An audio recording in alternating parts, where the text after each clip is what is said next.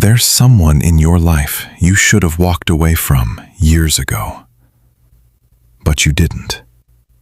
And here's what nobody tells you. You're not weak. You're not broken. I know exactly why you stayed. 500 years ago, Machiavelli watched good people get destroyed by the same pattern. He saw manipulators rise. He saw victims defend their abusers. And he learned something that could have saved you. Today, I'm giving you what they never taught you. Not self-help platitudes, the actual mechanisms of power that Hobbes systematized, that Rousseau tried to protect you from. Because what you're experiencing, it's not love gone wrong. It's not your fault. And it's definitely not what you think it is. First, let me show you what they're hiding. Principle 1. Intermittent reinforcement is the most powerful conditioning mechanism known to psychology. Machiavelli noticed something in The Prince that'll make your skin crawl. He wrote about how Cesare Borgia would alternate between extreme cruelty and sudden, unexpected kindness. Not randomly, strategically. Because here's the thing, if someone hurts you consistently, you leave. But when you never know which version you're getting, your brain starts chasing the high of those good moments.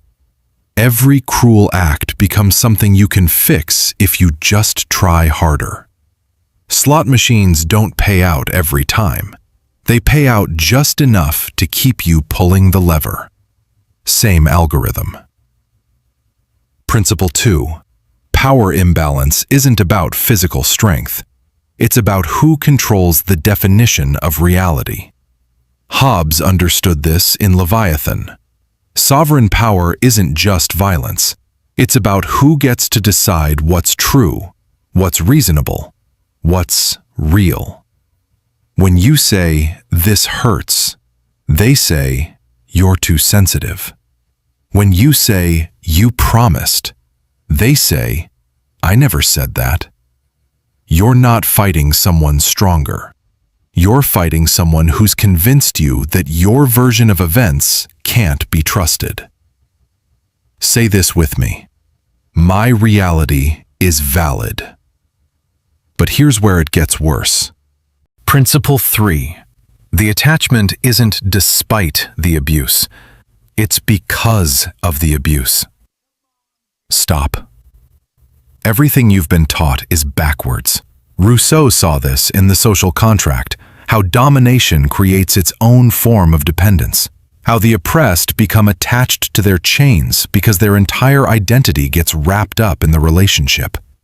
Your nervous system, in the face of threat, does something paradoxical. It bonds you to the source of danger as a survival mechanism. A child can't leave an abusive parent. So what does the child's brain do? It makes the parent's love the most valuable thing in the world. And you're running the same program, not because you're childish, because your survival instincts are doing exactly what evolution designed them to do when escape isn't an option. Principle 4. Cognitive dissonance doesn't resolve by leaving. It resolves by rewriting your story. They love me versus they hurt me. Both can't be true. So your brain picks the narrative that preserves your agency. If I just love them better, they'll stop. Because the alternative, that you're trapped with someone who doesn't love you and never will, is unbearable. So you become the world's leading expert in their trauma. You build a whole mythology about who they really are underneath. Repeat after me. I am not their savior. And once you see it, you can't unsee it. Principle 5. The neurobiological bond is real, and that's exactly why leaving is chemical withdrawal. The oxytocin-dopamine cycle you've been running, crisis, resolution, bonding, crisis again, has rewired your brain. When you try to leave, you experience actual withdrawal, anxiety, obsessive thoughts, physical pain. And everyone says, just leave, as if your nervous system isn't screaming that separation equals death. But here's what they don't tell you. Withdrawal ends. The bond weakens. Your brain rewires again. It takes time, 6 to 24 months, but it happens.